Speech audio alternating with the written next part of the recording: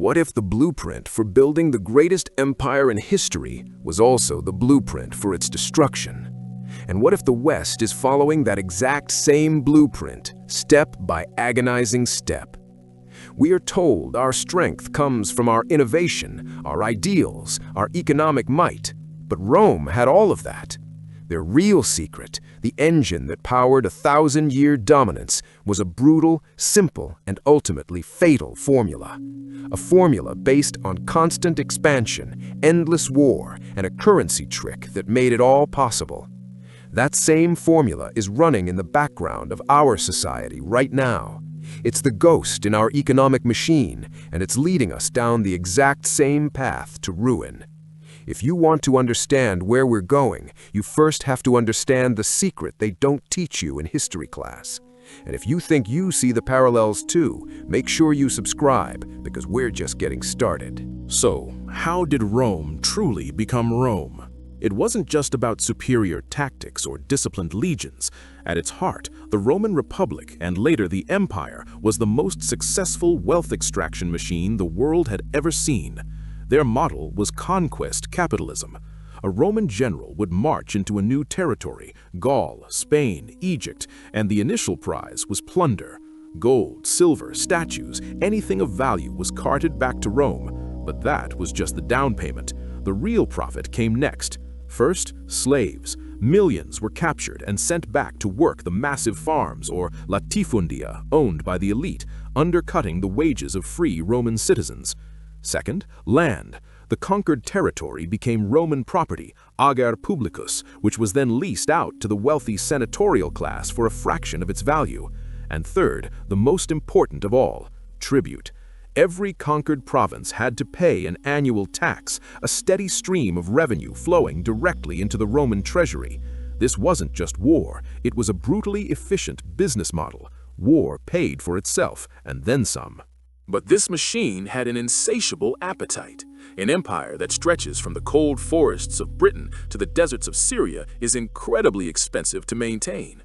You need to pay the legions. At its peak, Rome had over 30 legions, nearly 500,000 professional soldiers, and they all expected to be paid in good, solid silver.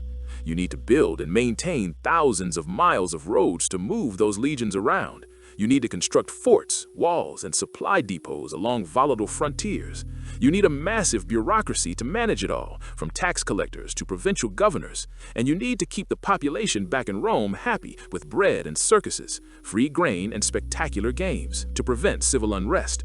For a while, as long as the empire was expanding, the spoils of new conquests could cover these costs. The system worked. But then something changed. The expansion stopped. Around the reign of Emperor Trajan, Rome reached its maximum extent. There was nowhere left to go that was profitable to conquer. The forests of Germania to the north were poor and filled with fierce tribes. The Parthian Empire to the east was a formidable, organized rival, not an easy target for plunder. The expansionary phase was over. Suddenly, the income from new conquests dried up, but the expenses, they didn't go away. In fact, they got bigger.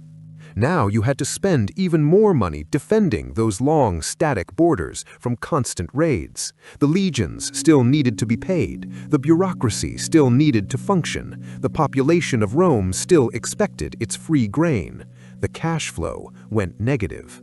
Rome was spending more than it was taking in. This was the moment of crisis, the point of no return. And the solution they chose would seal their fate.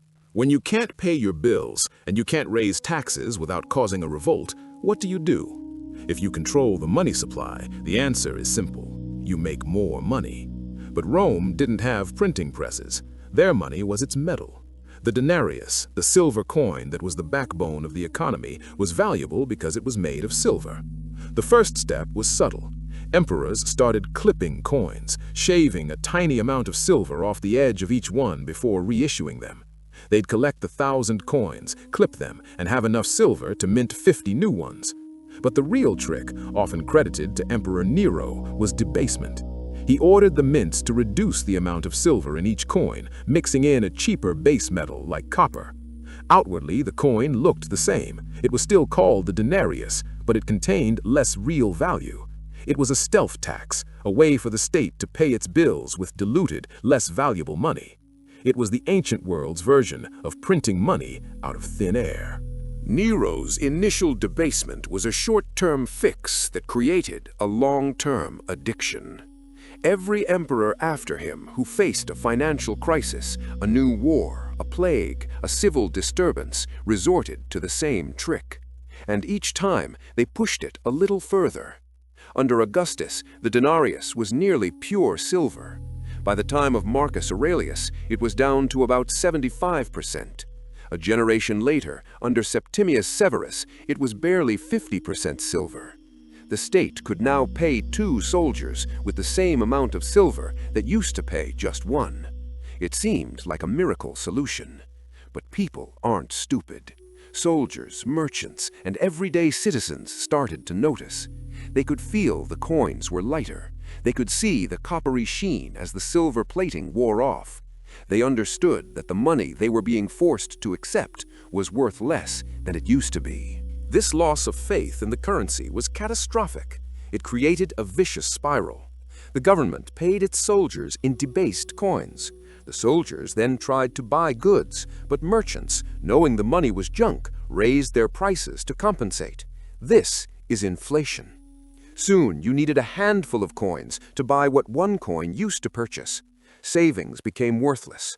The lifetime savings of a family stored in silver coins could be wiped out in a generation. People stopped accepting the official currency altogether.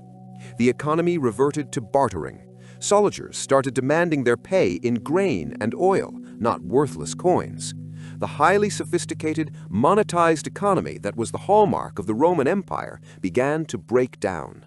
This wasn't just a financial crisis, it was a societal crisis. It eroded trust, destroyed wealth, and paralyzed commerce. Now, let's pause and look in the mirror. For the last 70 years, the United States dollar has been the world's reserve currency. It is the modern denarius. But what is it based on? It used to be backed by gold. You could, in theory, exchange your dollars for a fixed amount of gold. That ended in 1971. Today, the dollar's value is based on something else: trust. And that trust is underpinned by 2 pillars. The first is the petrodollar system, an agreement that ensures oil, the lifeblood of the global economy, is priced and traded in US dollars. This creates a constant global demand for dollars. The second pillar is the United States military. The unparalleled power and global reach of the US military protects the trade routes and geopolitical arrangements that keep this system in place. Just like Rome demanded tribute, the global system demands dollars.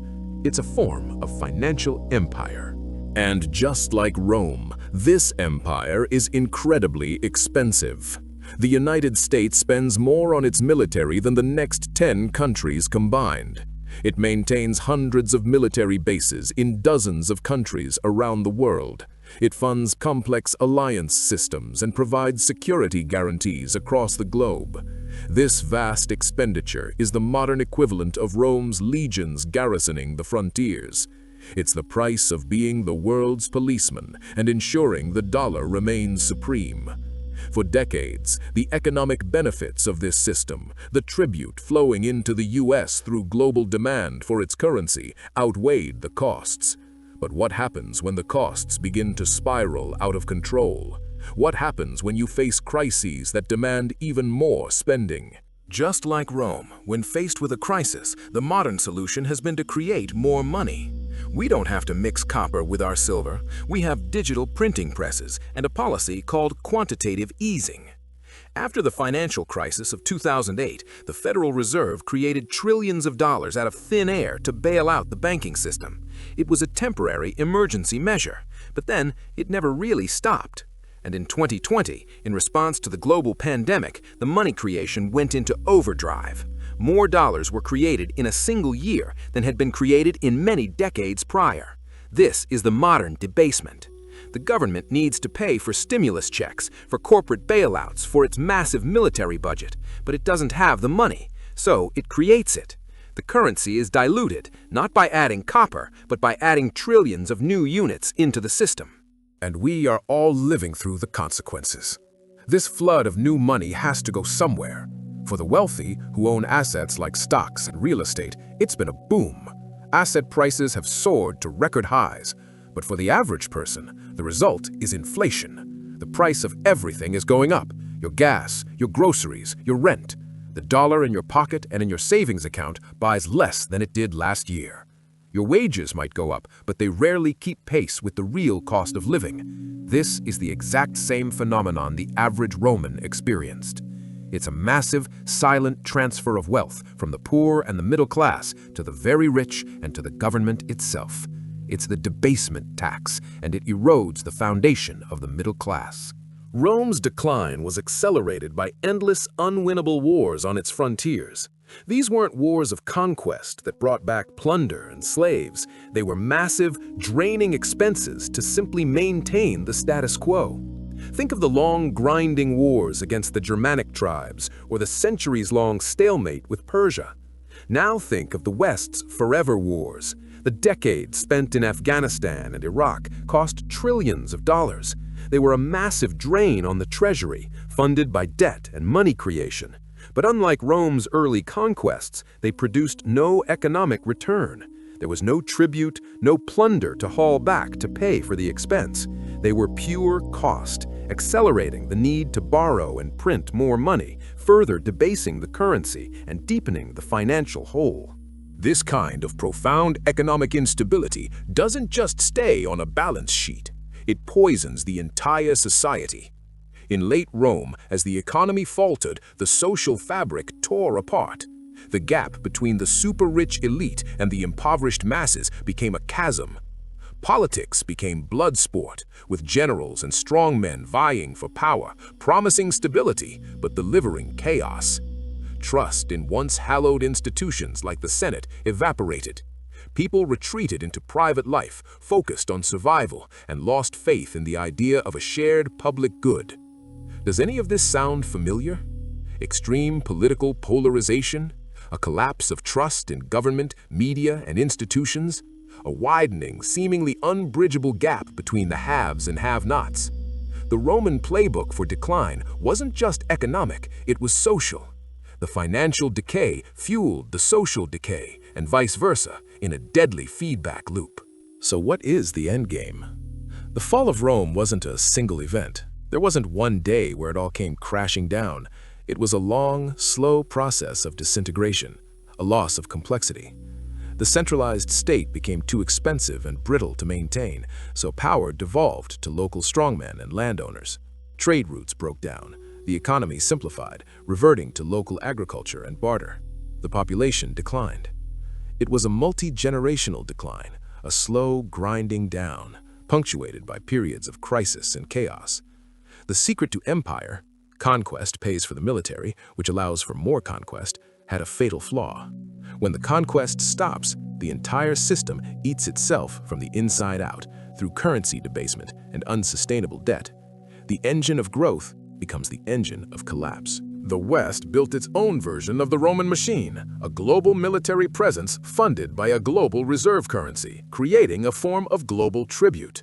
But now the machine is sputtering. The costs of empire are skyrocketing. The wars are no longer profitable, and the only way to pay for it all is to debase the currency at a terrifying rate. We are witnessing the same consequences: inflation that punishes the poor, soaring debt, deep social and political division.